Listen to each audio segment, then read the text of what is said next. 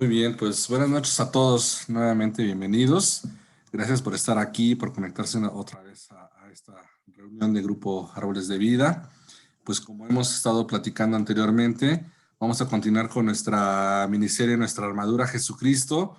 Y como hemos platicado en el índice de temas, ya hablamos sobre el Espíritu de Dios, que realmente fue el orquestador que motivó a todo lo que hemos visto en relación a la vida de Jesucristo desde su gestación, desde su envío, desde su formación, desde todo lo que pudo instruir a través de Jesucristo. El Espíritu Santo de Dios fue quien maquinó y quien empoderó a Jesucristo para cumplir con su propósito.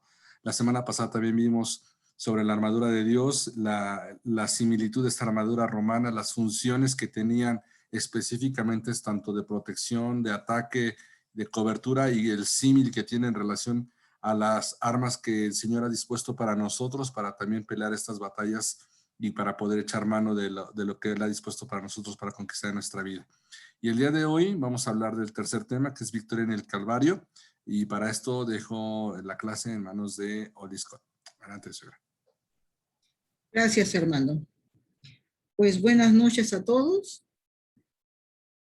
Le damos muchas gracias a Dios por la oportunidad y el privilegio, aunque sea reiterativo, de hablar su palabra. Y más este tema, que es un tema medular, importante en la vida de cada cristiano. Bendito Dios, ponemos este tiempo delante de ti, pidiéndote que me uses con, Señor, las palabras necesarias, exactas y suficientes para que tú hagas la obra perfecta en el corazón de mis hermanos. Gracias, Rey. Te bendecimos y te alabamos. En tu nombre precioso, Jesús. Amén. Cuando hablamos de victoria en el Calvario, debemos de entender que ahí en el Calvario hubo un hombre que satisfizo la justicia de Dios porque no había quien la satisfaciera. No había quien. ¿Sí? El hombre después de la caída hubo un desastre total en su vida. El pecado lo llevó a la desgracia total. Y esa era la creación de Dios, el hombre. Pero por legalidad se le fue entregado todo lo que se le había dado. Entonces, ¿qué sucedió? Que el precio era muy alto, impagable por cualquier ser humano normal. Y nuestro Padre mandó a su único hijo. Y él aceptó y dijo, nadie me quita la vida, yo la pongo. Y él aceptó venir como hombre a través de una mujer con un ADN celestial totalmente, a enseñarnos cómo se vive, a enseñarnos que es un verdadero hijo de Dios. Y no nada más eso, sino que culminó su ministerio con una victoria total. Este pago era un derramamiento de sangre, pero una sangre muy especial, no cualquier sangre, hasta la última gota.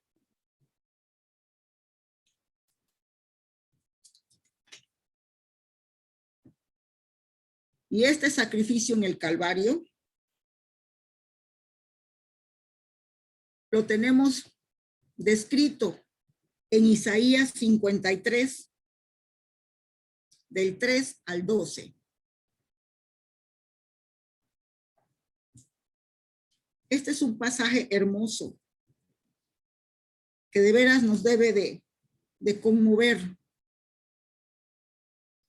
Despreciado y desechado por los hombres, varón de dolores, experimentado en quebrantos, que escondió de él su rostro y fue menospreciado y no le estimamos. ¿Esto qué es? Que era irreconocible Jesucristo cuando estaba en la cruz. Desfigurado totalmente. El verso 4 dice, ciertamente llevó él nuestras enfermedades y sufrió nuestros dolores, y nosotros le tuvimos por azotado, por herido de Dios y abatido. Esa es la humanidad. Mas él fue por nuestras rebeliones, molido por nuestros pecados. El castigo de nuestra paz fue sobre él, y por su llaga fuimos nosotros curados. Herido por nuestras rebeliones y pecados. Era la herencia del Padre que teníamos. Enfermedades, pecados, todo lo que ya sabemos que es el fruto de la carne. El verso 6 de Isaías 53 dice, todos nosotros nos descarriamos como ovejas, cada cual se apartó por su camino, mas Jehová cargó en él el pecado de todos nosotros. Lo hizo pecado. Y el 7, hasta donde vamos a leer, angustiado él y afligido, no abrió su boca, como cordero fue llevado al matadero, y como oveja delante de sus trasquiladores, enmudeció y no abrió la boca. Ese es el retrato de nuestro Señor en el Calvario.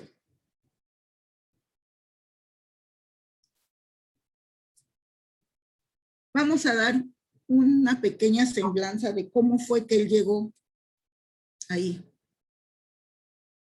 Fue arrestado con trampas, desde luego, ya sabemos la historia de Judas, llevado a juicio, sentenciado y coronado. Eso fue en la ciudad. Al sentenciado lo azotaban, pero a él le dieron un latigazo más. Y les quiero decir que esos látigos no eran comunes. Tenían metal y en las puntas tenían huesos de pescados filosos. O sea, se encajaban en la piel y al rasgar se venía toda la piel. Eran 40 latigazos, dice 39 más 1. Y así empezó él a derramar su sangre. Desde que le pusieron la corona, le dieron los latigazos, con las caídas del peso de la cruz, iba desangrándose. Era toda la multitud, toda la gente estaba pendiente.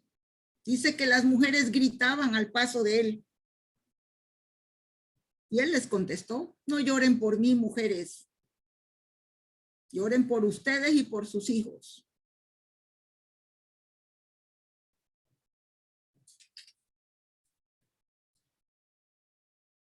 Cuando llegó al lugar donde lo iban a crucificar, era un lugar cerca de los muros,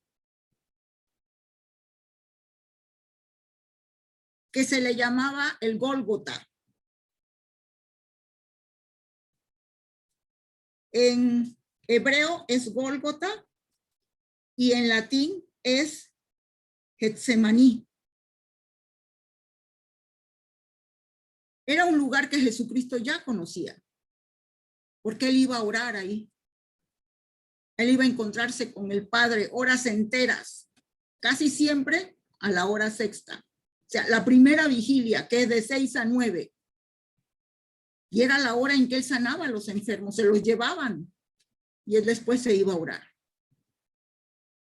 Molino de aceite, también se le llama a este lugar de las calaveras.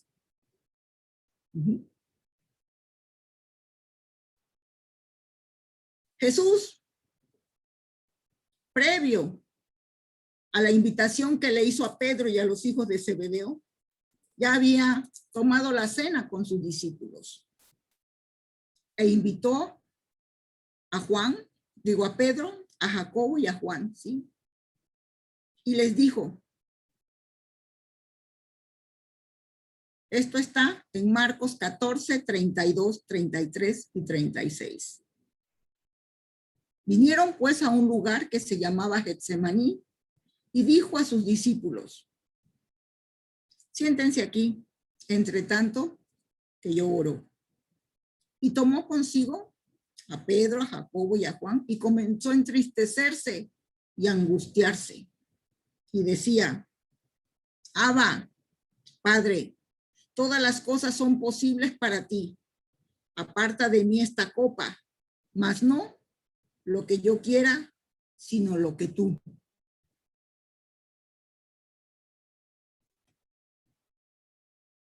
Tres veces hizo la misma petición. Tres veces fue a verlos y estaban dormidos.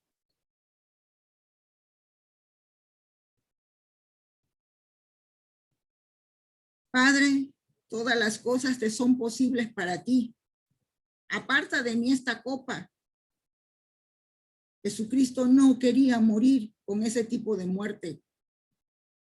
Y le dijo a su padre, ¿vale la pena morir por estos? ¿Vale la pena que yo lleve esa muerte por estos que curé, que les di de comer, que los sané? Y clamaban a gran voz, crucifíquenlo, crucifíquenlo. ¿Vale la pena, Padre? Todas las cosas te son posibles. Pero no se haga lo que yo quiero, sino lo que tú. ¿Podemos nosotros decir eso? Que no se haga mi voluntad, Padre, sino la tuya.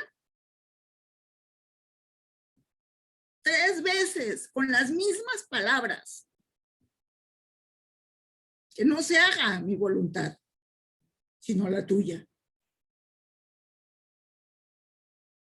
Una obediencia perfecta, a pesar de que él ya tenía cubierto dentro de él un espíritu de muerte que lo estaba consumiendo, lleno de tristeza y de angustia. Dice que corrían en su rostro gotas de sangre del estrés que ya estaba sufriendo. Gotas de sangre, sudaba. Era humano totalmente, humano, pero era Dios. Su palabra de deidad la cumplió. ¿Que se pudo haber zafado? Sí. Y el mundo hubiera sido otra cosa, no estuviéramos narrando este hecho que partió nuestra vida, partió la humanidad en dos, antes y después.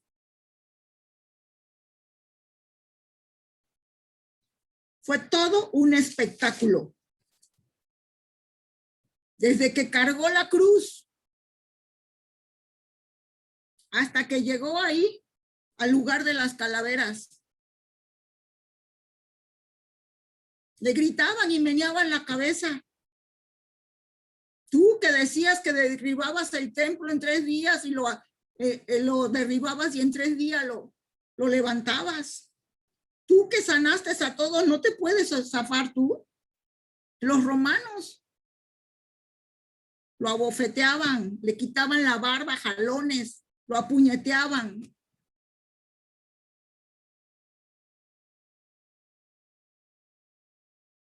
En lo natural fue todo un espectáculo, porque lo despojaron de sus ropas, lo desnudaron.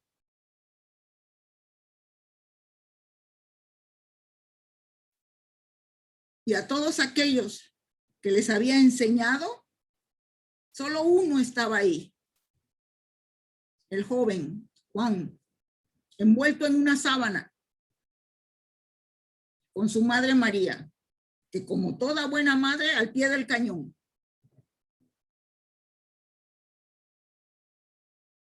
En lo natural, era madera, eran clavos, era martillo, que él conocía esos instrumentos, Él sabía el ruido de esos clavos en la madera.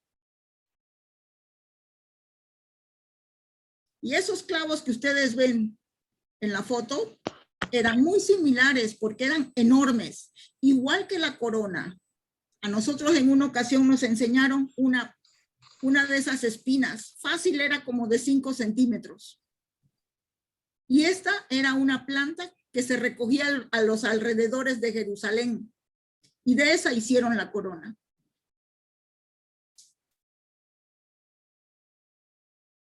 Lo clavaron. Y siguió siendo un espectáculo. Pero ¿qué ocurrió en lo espiritual? En lo espiritual se desató una guerra que yo creo que si afinaban los oídos se oía el golpeteo de los escudos y de las espadas en lo espiritual. Todas las huestes celestiales, todos los demonios estaban sueltos peleando contra todos los ejércitos celestiales del comandante de nuestro Jehová, Señor de los ejércitos celestiales. ¿Y qué sucedió? Que esos ejércitos, aquellos que habían alcanzado una santidad y el estado de un varón perfecto, como fueron los patriarcas, como fueron los profetas, estaban ahí observando. ¿Y saben una cosa?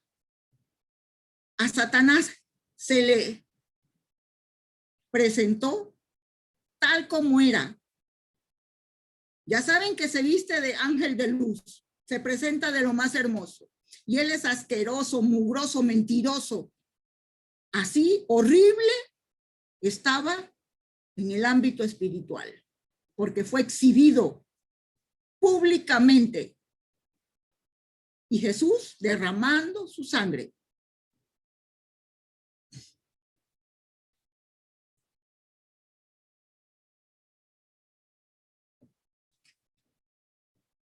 Fue exhibido ante el mundo angélico, el mundo demoníaco y ante los justos que habían llegado a la perfección.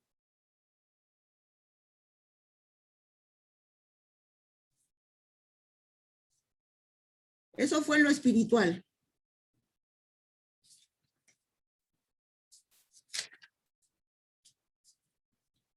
Fue crucificado con 2 clavos, uno en cada muñeca y uno en los pies.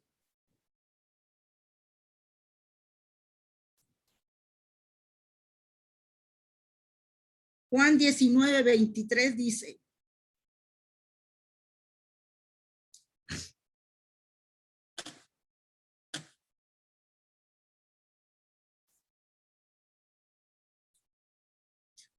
cuando los soldados hubieron crucificado a Jesús, tomaron sus vestidos e hicieron 4 partes, una para cada soldado, tomando también su túnica, la cual era sin costura, de un solo tejido, de arriba abajo.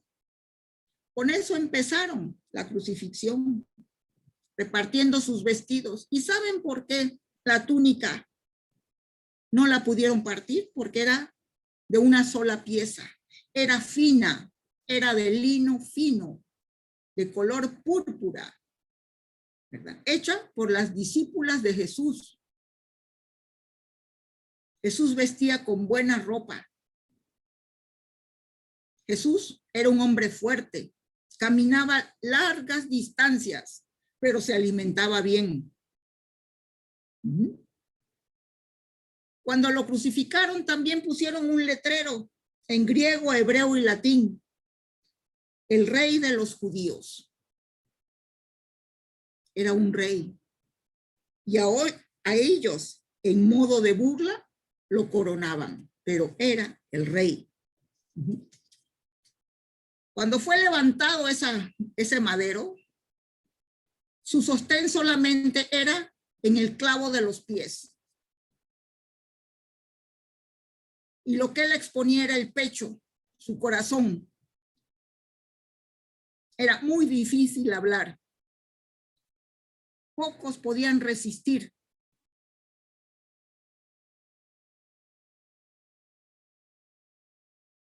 Y ahí, junto con él, habían dos hombres que eran malhechores, delincuentes. Estos hombres, te los voy a leer en Lucas 23, del 39 al 43.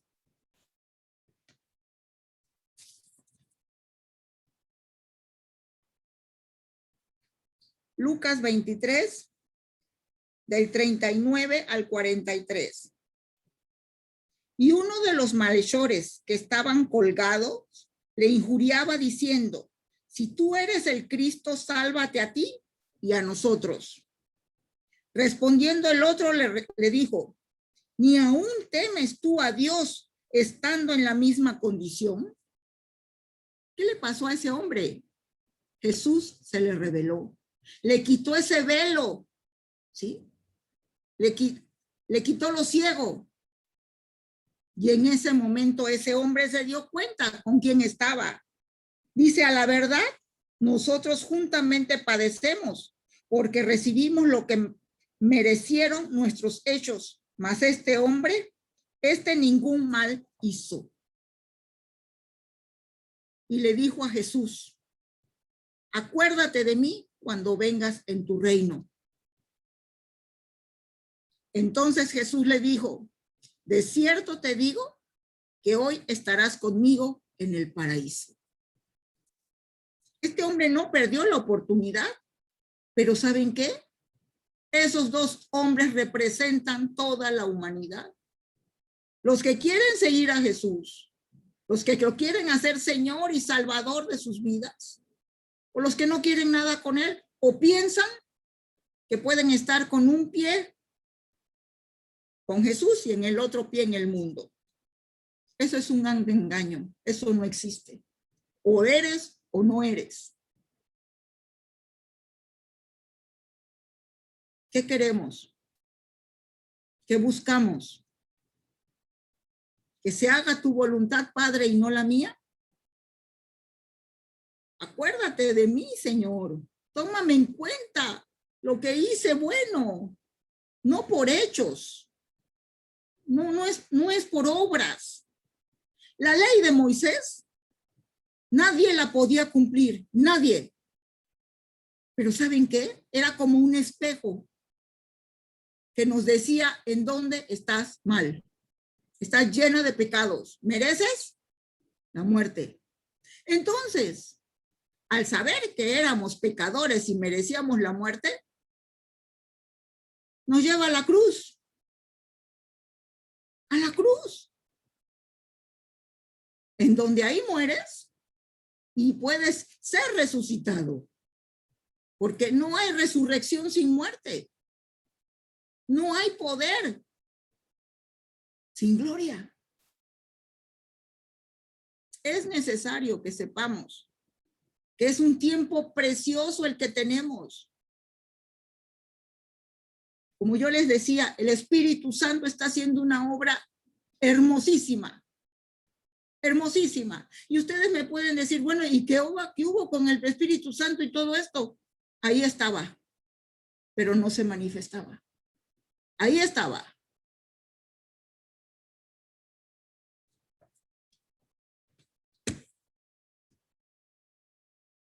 La otra, por favor.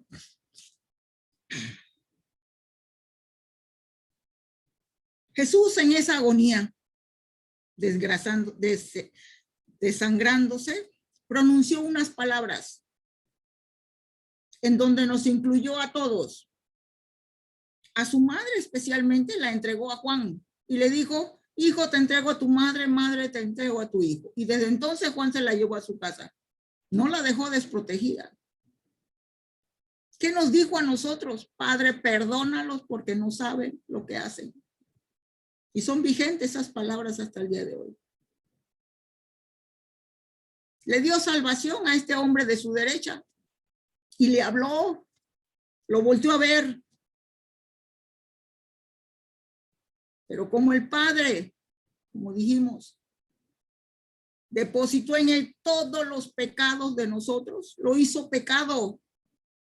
¿Y qué pasa con el pecado y Dios? Nos aleja.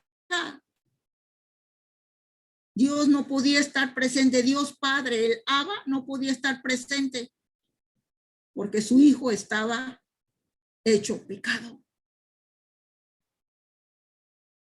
Y con un grito de desgarro le dijo, Padre, ¿por qué me has abandonado? ¿Por qué me has desamparado? Lava Sabactani, ¿verdad? Le gritaba y creían todos los soldados que estaba hablándole a Eli. Eli, Eli, decía, pero no. Decía, Abba, Abba. Para Jesús no era fácil, pero dice que gritaba, no hablaba suave, gritaba, sacaba fuerzas, porque era un hombre fuerte y sabía lo que estaba haciendo. No estaba haciendo cualquier cosita, no estaba levantando un muerto, estaba peleando por la creación divina de Jesús, por la creación divina del Padre, ¿sí? Por todos nosotros que somos su creación. Estaba dando una batalla sangrienta. ¿Y cómo culminó? Con una victoria. Y dijo, culminado es. Sabía que ya había terminado,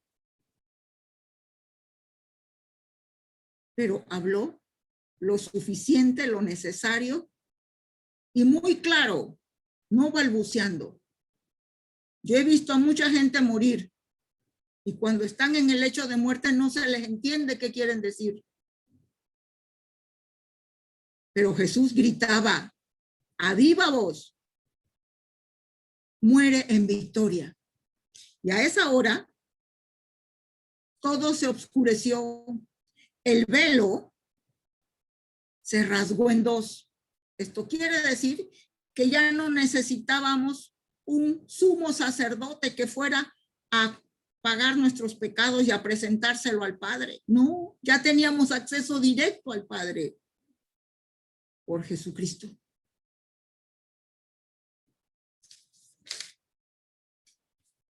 Hubo un terremoto, la tierra rugía porque también fue maldecida. Rugía porque tiene que ser redimida. Las piedras se partieron.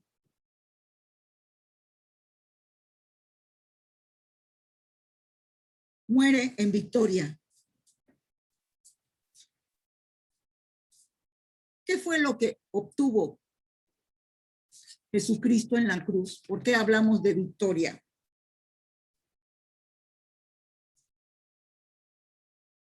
Romanos 8, 29, 30.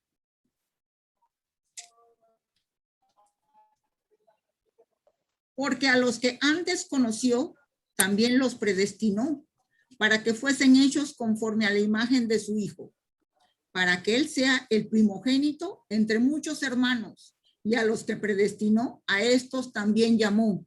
Y a los que llamó, a estos también justificó. Y a los que justificó, a estos también glorificó. Una obra perfecta, perfecta. No tenía absolutamente nada de falla, de error o de medios pagos. El pago fue completo. Satisfizo la justicia de Dios.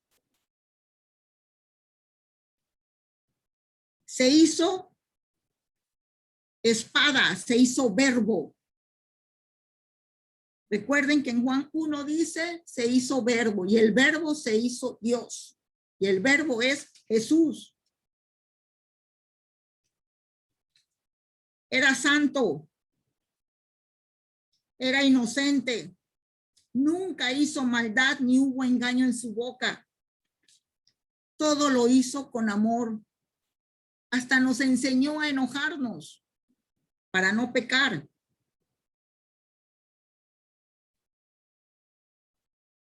Romanos 8, 29, 30 testifica de nuestra redención. Fuimos redimidos. Y redimidos es volver a los inicios, a Génesis 1 y 2, como nos hizo Dios. Todas nuestras áreas fueron redimidas en el espíritu, en el alma, en el cuerpo. Pero también es importante saber que debemos de redimir las áreas en las que nos movemos, con quienes nos movemos. Donde está Jesús, hay redención.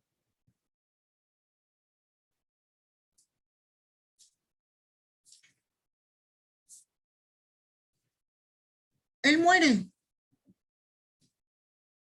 Y pues todos los espectadores que eran mujeres, hombres, soldados, todo el ejército, los sumos sacerdotes, los escribas, los fariseos, todos estaban ahí. Ni sus apóstoles estaban. Un gran público. Muere.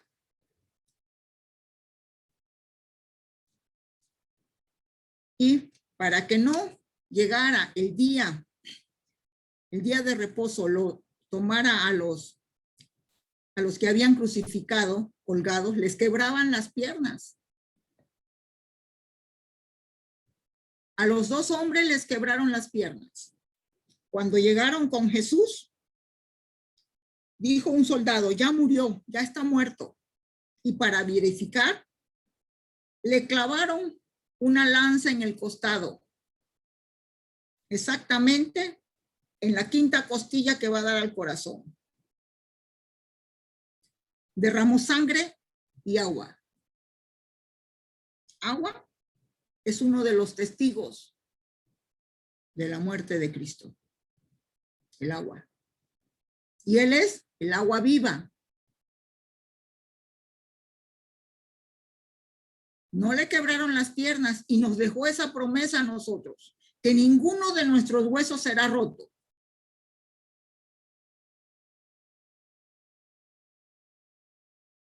Vamos por favor a Lucas 24, 6, 7.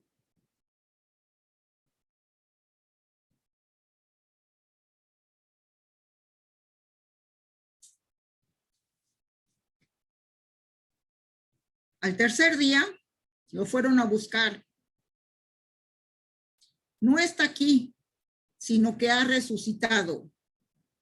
Acuérdense de lo que les habló cuando aún estaba en Galilea, diciendo, es necesario que el Hijo del Hombre sea entregado en manos de hombres pecadores y que sea crucificado y resucite al tercer día.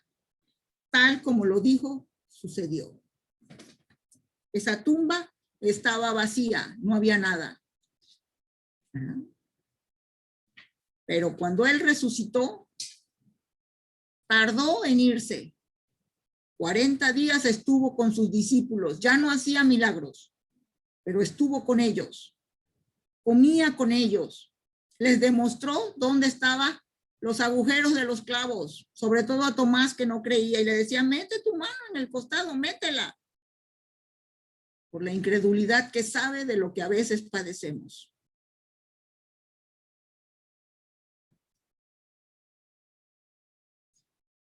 La otra, por favor. Vámonos un poquito más rápido. Vamos a hablar de ese elemento importante que es nuestra protección mayor. Yo les hablé sobre la armadura. Uno de esos elementos es la sangre, de esas herramientas, de todo el arsenal que nos dejó, la sangre de Cristo. Pero fíjense, yo sé que la otra semana vamos a hablar acerca de la oración, pero no podemos cubrir con la sangre de Cristo a todo mundo. Es importante saber cómo utilizar esa sangre. Indudablemente que para nosotros y nuestras familias. Pero así como la imposición de mano, debemos de tener cuidado cuando decimos lo cubrimos con la sangre del Cordero, ¿verdad? No se lleva con el pecado. Colosenses 1:20 dice, y por medio de él reconciliar consigo todas las cosas, así las que están en la tierra como las que están en los cielos, haciendo la paz mediante la sangre de su cruz.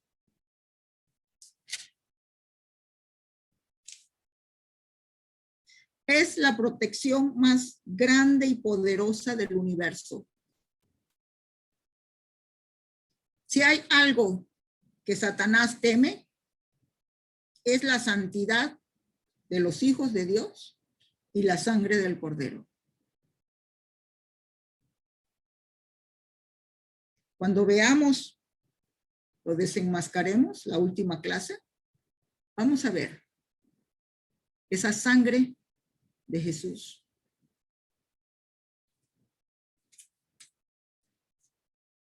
Esa sangre le quitó a Satanás el derecho de culparnos, de matarnos. Le quitó el derecho de decir que éramos propiedad de él. El acta fue anulada, derogada. Ahora es necesario saber que tenemos la sangre de Cristo a nuestro favor. Entre más conozcamos de nuestro Padre, Jesucristo, que es este libro, más nos vamos a dar cuenta de ese valor, de ese líquido preciado. Ya fue suficiente un solo sacrificio, no hay más. Se pagó totalmente la deuda. Fuimos limpios. Y hermanos, no es que ustedes tengan una lista de qué hacer y de qué no hacer. No, no se trata de eso. ¿Cómo me pongo la armadura? ¿Cómo me la quito? No, no, no. Si te la pones una vez, ya no te la quites. Si tú estás confiado en tu salvación, y no es que dispenses tus pecados, no. Te vas a estar poniendo a cuentas. Tú tienes el casco puesto. Si tú llevas a memoria ese corazón expuesto de Cristo a tu favor, que testifica de tu redención, tú tienes la coraza puesta, unido al cinto de la verdad. Porque estando leyendo la palabra, estás empapándote de la verdad. Y esa verdad está ocupando tu corazón, tu alma. Y no es necesario que digas, ay, me voy a poner el cinturón. No, no. Buscando la luz de la palabra de Dios te muestra el camino. Así tus zapatos van a estar bien puestos. Y Él nos dejó una comisión que vamos a ver.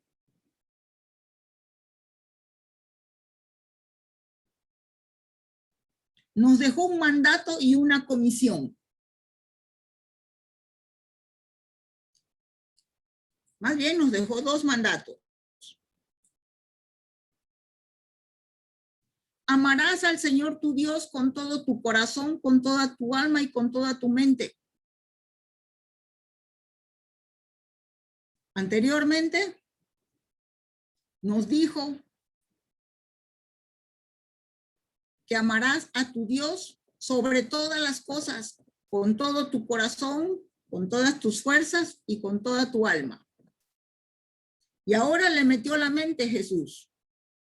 Con todo tu corazón, con toda tu alma, también con todas tus fuerzas, lo dice otro versículo, y con toda tu mente. Porque ese es, recuerden que ya se los dije, es el campo de batalla, donde perdemos o ganamos la batalla. Tener a Dios en primer lugar. Señor, que no se haga mi voluntad, sino la tuya. Enséñame, Dios, a elegir bien, a orar bien, a conducirme bien. Hay un versículo que a mí me gusta mucho y dice, Señor, escudriña mi corazón y ve si en él hay perversidad. Muéstrame, Señor, si tengo caminos de maldad. Y lo hace. Y lo hace. Dice que fue entregado por envidia. ¿Y saben qué? Eso es lo que pupula. No se ve, dice mi esposo, que si la envidia fuera tiña, todo el mundo estuviera pinto.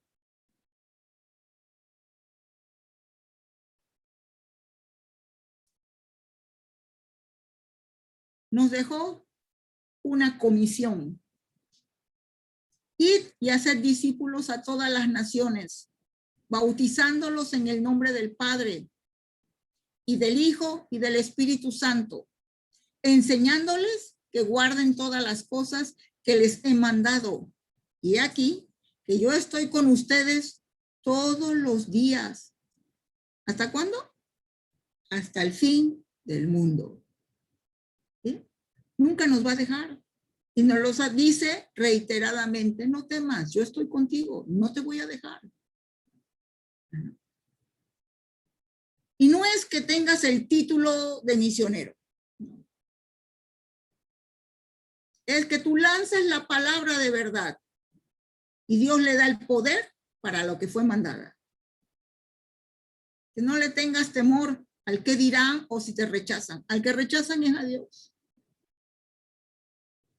Te voy a decir, entre más busques a Dios, entre más leas su palabra, entre más la tomes, la mastiques, la redarguyes, la buscas, más autoridad te da Dios. Esa hay que practicarla. Esa no se da de la noche a la mañana. Pero la autoridad va de la mano con la transparencia delante de Dios. No se lleva con la mentira. La autoridad va de la mano con toda tu armadura. Tú no te puedes poner una coraza cuando tu corazón está lleno de maldad. Te dice, ante toda cosa guardada, guarda tu corazón. Sí, pero ¿qué tal si no lo sabemos guardar? Todo eso se va a ir con lo día a día aprendiendo y el Espíritu Santo te lo va mostrando. Una institución que nos dejó el Señor fue la cena, la última cena que él hizo con sus discípulos. Vamos a leerlo en Lucas 22, 15 al 20.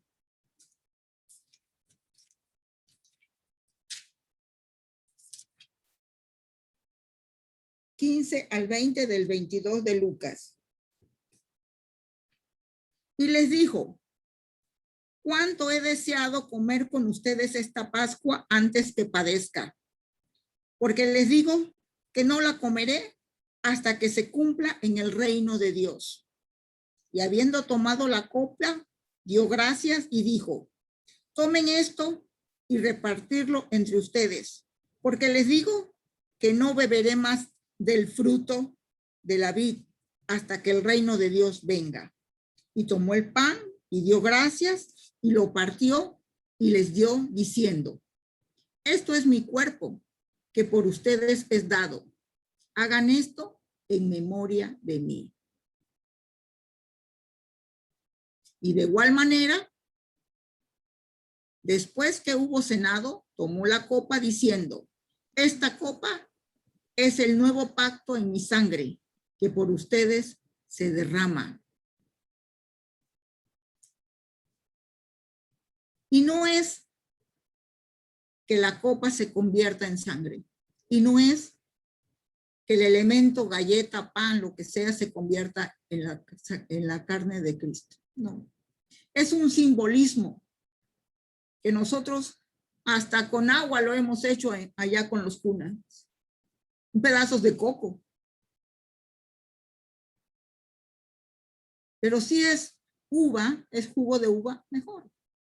Si es un pan sin levadura, que significa que no hay pecado, mejor. Pero ¿cuál es lo más importante de la cena del Señor? Que la tomes con dignidad. Que la tomes con esa reverencia y con ese respeto, recordando lo que él hizo. Señor, perdóname todas mis transgresiones, mis iniquidades. Quiero ser digno de tomar la cena del Señor. Dice que los que los toman indignamente se enferman. Dice, por eso la iglesia está llena de enfermos. Dice la palabra. Entonces, son dos mandatos que debemos de tomar en cuenta. Tenerlo a Él siempre en el primer lugar. Señor, que sea tu voluntad y no la mía. La cena, tomarla. Nosotros la tomamos cada mes. Con la congregación, la tomábamos cada mes, ¿verdad? Pero es importante tomarla porque es un mandato. Y es un mandato hacer discípulos. Y discípulos no es los domingueros, no, esos no son discípulos. Discípulo es el que tienes pegadito a ti, mamando de ti,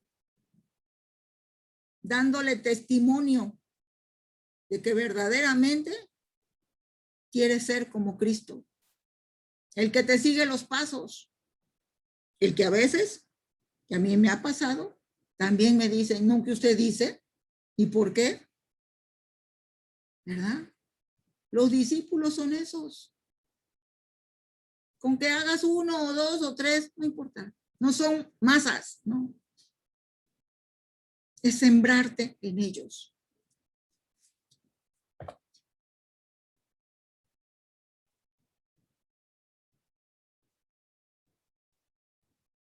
¿Qué propósito tiene el Señor Jesucristo con toda esta enseñanza, de todo su ministerio, de ese sacrificio invaluable y de la palabra que es nuestra guía?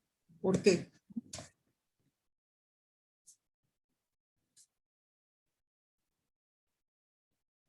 En el capítulo 1 y 2 de Génesis, había una comunión perfecta con el Padre.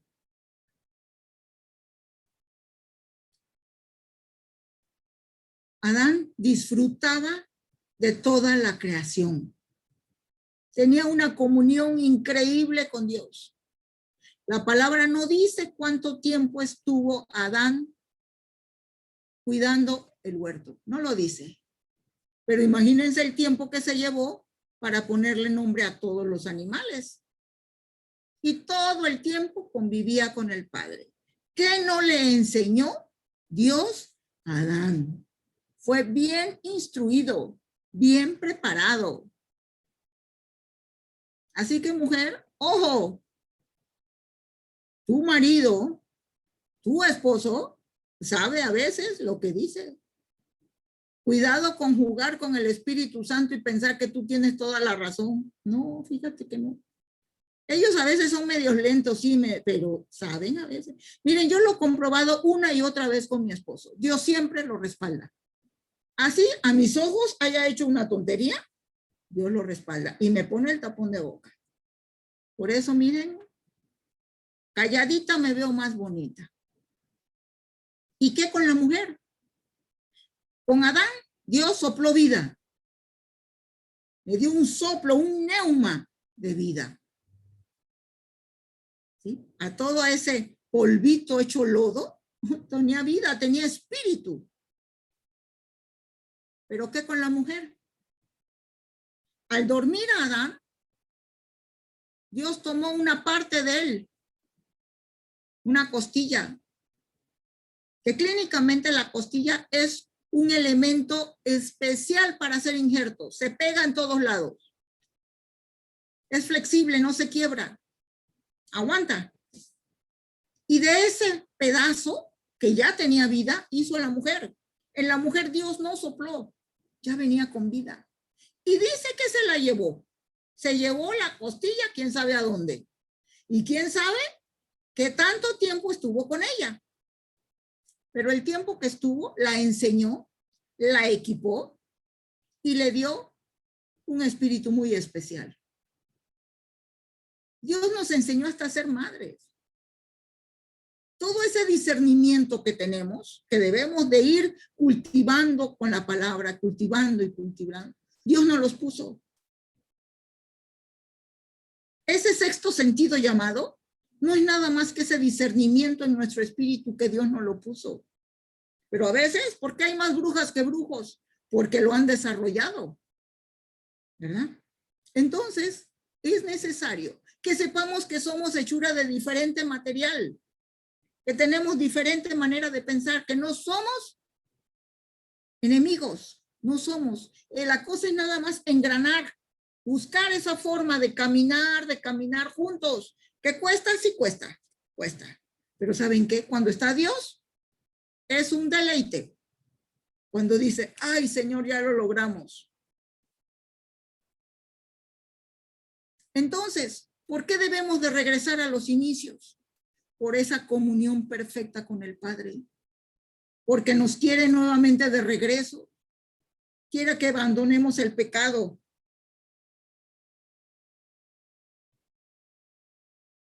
Quiere que seamos sus hijos y sus hijas totalmente redimidos. Totalmente. Dejar la ley de las obras. No es por lo que haga voy a ser aceptada. ¿No? Es el ser, y el ser es la esencia de la vida de Cristo en nosotros. Para terminar, quiero que leamos Apocalipsis 22:20. Este es el versículo final de la palabra de Dios. El que da testimonio de estas cosas dice, hablando Juan, ciertamente, no, perdón, hablando Jesús, ciertamente vengo en breve. Amén. Sí, ven, Señor Jesús. Hablando Juan, perdón, sí, hablaba Juan. Él fue el que vio a Jesucristo. El que da testimonio de estas cosas dice, ciertamente vengo en breve. Amén. Sí, ven, Señor Jesús. La iglesia está preparada para decir, Maranata, ven, Señor Jesús. Estamos preparados para enseñarle al mundo, enseñarle al Satanás que ya somos hechura de Dios y que estamos redimidos, que ya no somos propiedad de Él. ¿Estamos preparados para no darle legalidad sobre nuestras vidas? La iglesia es la que tiene que mostrarle al mundo quién es Jesucristo. Por eso estamos aquí.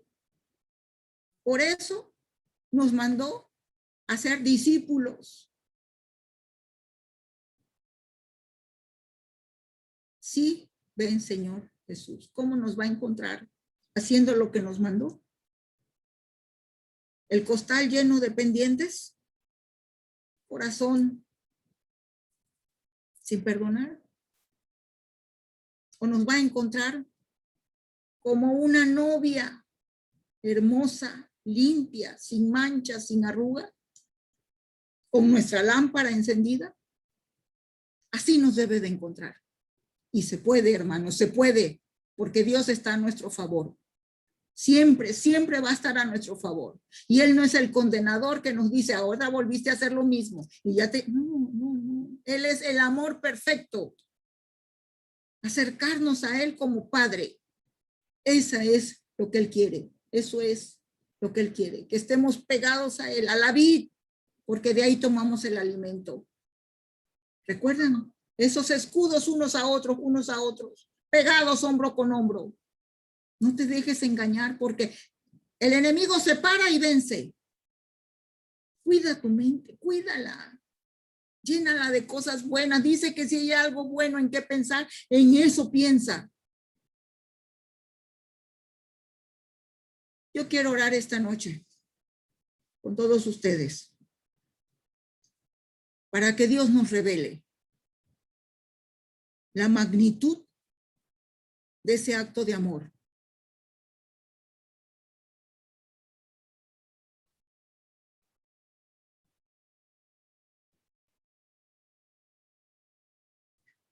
Bendito Señor y Padre Celestial, estamos aquí reunidos.